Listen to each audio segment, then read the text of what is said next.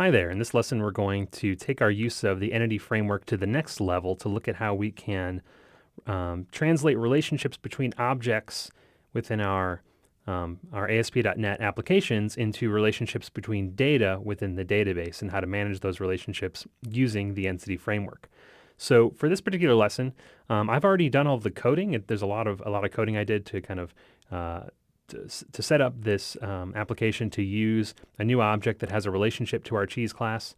And so we're going to walk through the code. I'm not going to go ahead and hand code everything in detail live as we've done in previous lessons. We're going to walk through the code, and I'm going to create detailed notes as well so you have a good reference for it. And you'll also be going through and you'll be coding much of this behavior that we're looking at as part of an in-class activity, okay? So let's look at what I've done since the last lesson. If we look at the models folder, we see that I have done a couple of things. One is we have a new class called cheese category, and that we got rid of the cheese type, which was that enum that represented the different types of cheese we might have. Enums are not that flexible from the end user's standpoint, right? So if we only had 3 different cheese types previously, and there was no way for the user to, say, create a new different type of cheese that could be used within our system. We as the programmer would have had to add that via the enum using a category-based class system that represents types of cheeses will, in this situation, be a much more flexible, user-friendly way to categorize our cheese objects. So let's look at both of these classes. Let's look at the cheese class first. And we see that there are 2 new properties here. One is an integer called category ID, and the other one is just a reference to the category. All right, so we'll talk about what these 2 are and exactly how they work together in a moment, but let's look at the cheese category class first. So I want this category class to be persistent, just like my cheese class. So I set it up with an ID the same way I did with the cheese class. And in particular, I also want to be able to reference the entire list of cheeses that belong to a given category. Okay, so I have a new property that is of a list interface type called cheeses that will store all the given cheeses in a specific category.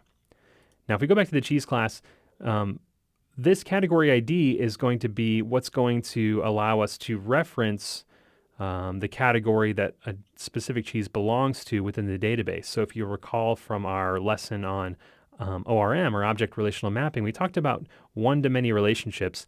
And in this case, this is a one-to-many relationship. We're going to have, for every one category, we're going to have many cheeses.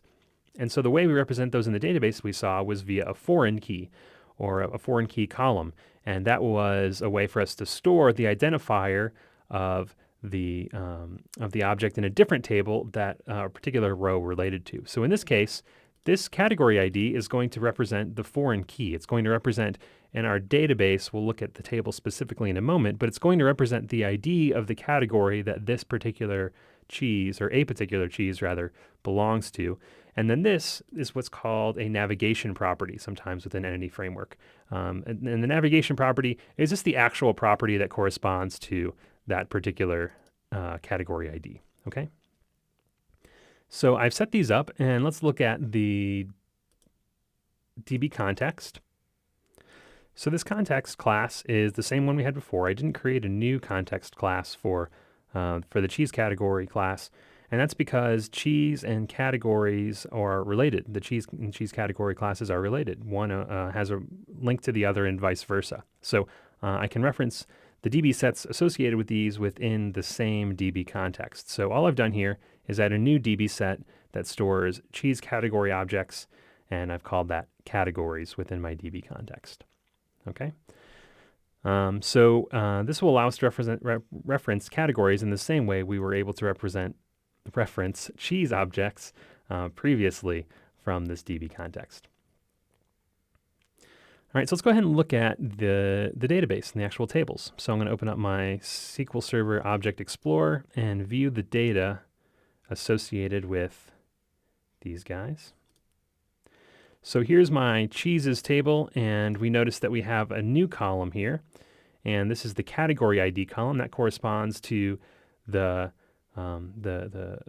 property that I added, the integer category ID property I added to the cheese class that will allow me to reference the specific category that that cheese actually owns.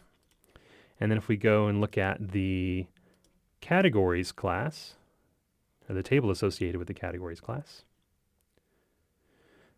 we see that we have an ID here and a name. And so that category, it really only had two properties.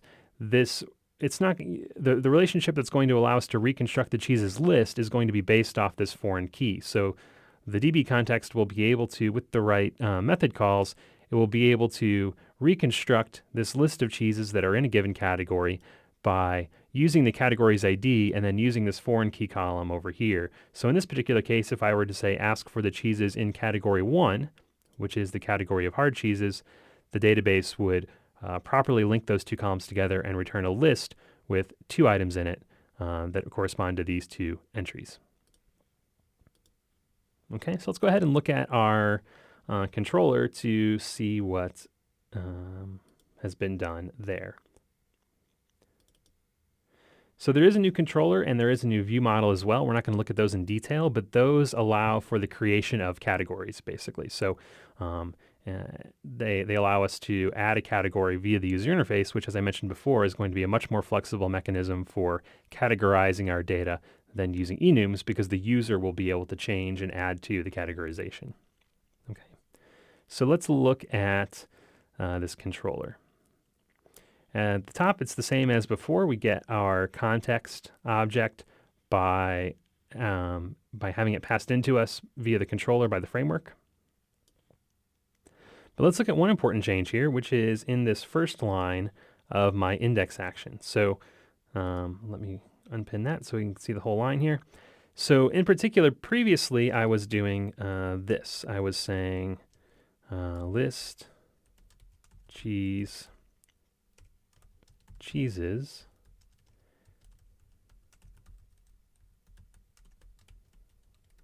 This is how in the last lesson we were able to obtain the list of all the cheeses from the database. Notice that in this case, though, I have this intermediary method call in between cheeses and toList. And what this does is it says that the entity framework should fetch the categories associated with those cheeses as well. I'm going to use those categories in the display. We'll see in a second that they're used in the view, as you might expect, to display in a specific column the category that a cheese belongs to. And if I don't specifically ask for the entity framework to retrieve those related category objects, then it won't. All right, so I need to do this, and I need to tell it to include the category using this link-like syntax, or link syntax, and I need to tell it to include the category property of the given cheeses that it's retrieving. Okay. And the other minor change from last time was that we're using the list interface, which is, sort of weakening the dependence of our code on that specific class. Okay, so let's look at the view, and I can just show you specifically where we reference that new category property. So here previously we had type as a column. Here now we have category, and to display that, I just referenced cheese.category.name. If I hadn't asked an entity framework to include the category data objects in its database query, it would not have retrieved the category for each specific cheese for me, and we wouldn't be able to display the name here. All right, so let's see. The other change that's made is when I render the form to add a cheese, that form has a drop down for the category, right? And so that needs to get all the categories from the system, and it needs to give those to the view model. So previously our view model was able to use the enum and the values of the enum. It's been refactored to now use the DB context and the categories that are stored in the database. And so here, the same syntax that we used previously to get all of the instances of a given class from the database applies right here, and our add cheese view model will then take this list of categories and generate a select list. And none of that code is any different from what we've seen previously in the view model, so we're not going to look at that. Now, in the action method that's processing the request here, there was some additional changes that had to be made to allow us to add a cheese with a given category. In particular, if we look at our form for adding a cheese, this is the form that was rendered by the previous action method we looked at. We see that we're going to have a select, and it's going to have the values of the select will correspond to the given categories that were passed in from the view model. Okay, and so the name of this form field is category ID. So when the data is posted to the server, the ID associated with each category is going to be sent along with that data. And so I'm not going to actually have a category object. I'm going to have the ID of the category object that I want to be associated with my new cheese. And so I actually need to retrieve that category in order for it to be associated with that new cheese object. So here I've just used some link syntax to retrieve a specific category. And this is similar to some things we've seen previously. I say context.category to reference the category's DB set, and then I ask for a single category that satisfies this condition. The condition is the ID of the category is equal to the category ID, which is passed in via the form submission and which is contained in the ViewModel. So remember, the ViewModel here is attached to this or passed into this action method via model binding when the form is submitted. And so that is going to be what owns the category ID. Okay, and then when I create my new cheese, I can associate that category with it directly by setting the category property equal to that category that I referenced from the Entity Framework query above. Okay, then similar to before, this code hasn't changed at all. I add the cheese to the DB set, and then I save my changes. Okay, and then down in the remove method, all this code should be the same as what we've seen before. This code is something that's interesting to look at. So let's look at this action method. I added this as well. This is an action method that will display all of the cheeses within a given category. So let's go ahead and to see really how this works, let me go ahead and start at the server. And we'll look at what it does on the front end, and then we'll explore the code in more detail.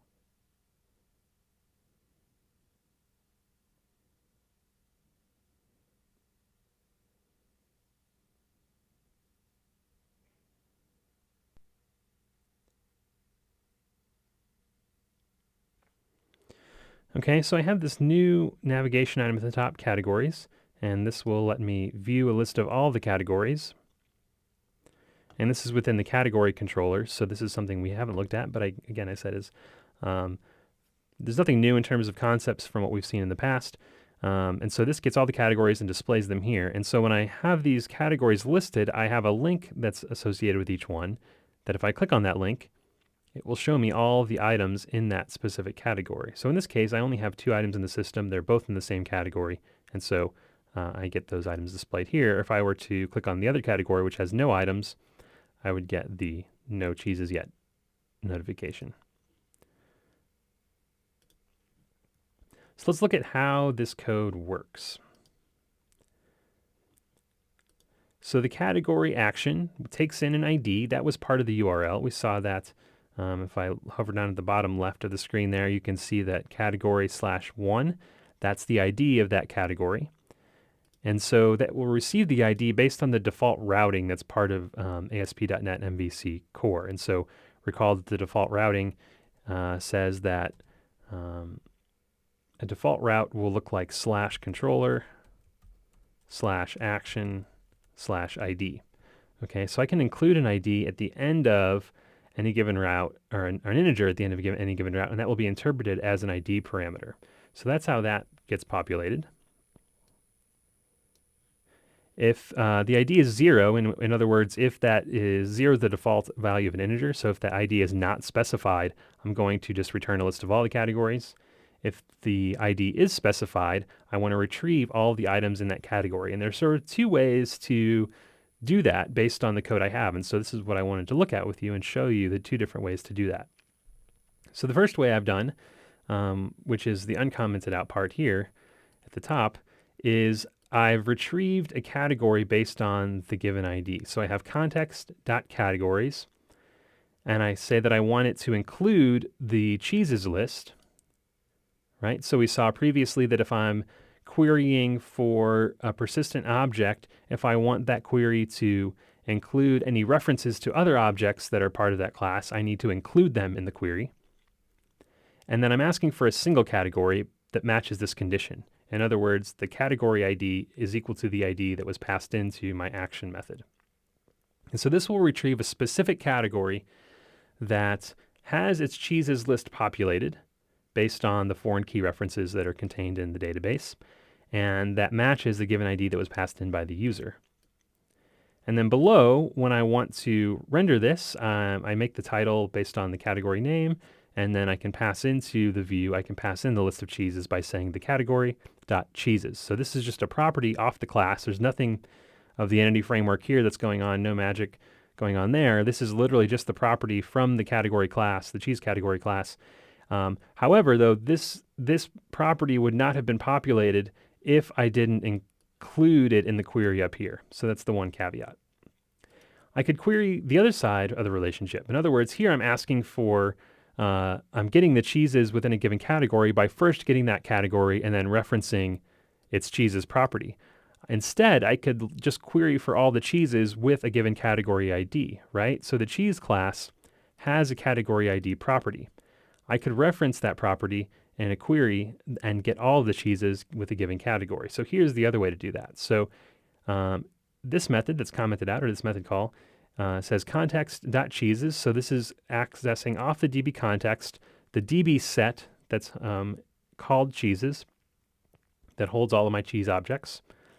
And it's asking it to include the category. So when I query the database for these cheese objects, I want to make sure that I retrieve the categories that are associated with them as well. And here's a where. This is the first time we've seen a where query within this context. So this will say, get all of the cheeses where this condition is satisfied. And the condition that we're specifying is that the category ID is equal to the ID that was passed in. Okay, so again, this is link syntax. And it says that I want to retrieve all cheeses where cheese.category ID, or c.category, as I'm using in this shorthand here, is equal to the ID that was passed in. And then I want to convert that to a list so I can use it within my view. So these are pretty equivalent ways of getting at those items. The one difference, though, is that it's not as easy in the second method to actually get the category name, right? Because I don't have a direct link to the category name. I would have to get a cheese out of this list and then get the category off that cheese and then get the name off that. So I chose to use this first approach because it's a little bit cleaner in terms of getting the name of a category which I want to use in the view. Okay, but other than that, these two queries are equivalent if I only care about getting the list of cheeses from a given category.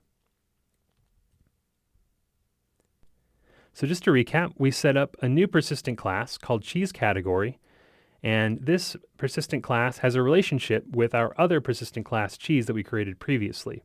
And that relationship is that every cheese belongs to a category, so it has a category property and a category ID, which will be used to link these two in the relational database.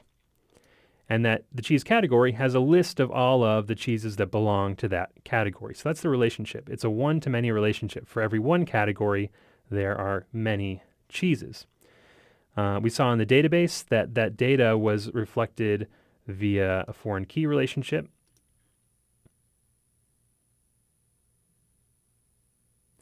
And so our cheeses, which is the many side of the one-to-many, has a foreign key column, category ID, which points to the category that owns that particular item.